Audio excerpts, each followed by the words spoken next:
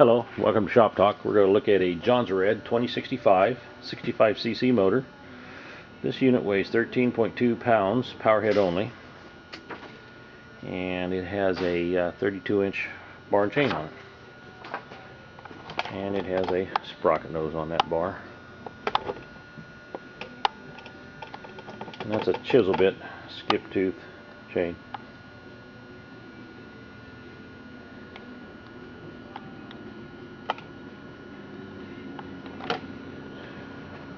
And it has a working chain brake.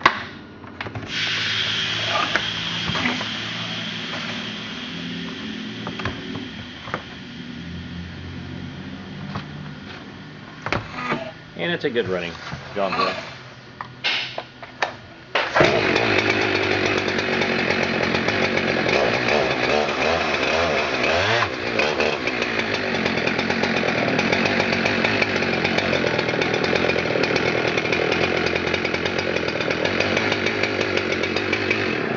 Okay, let's go out and make a cut with that saw.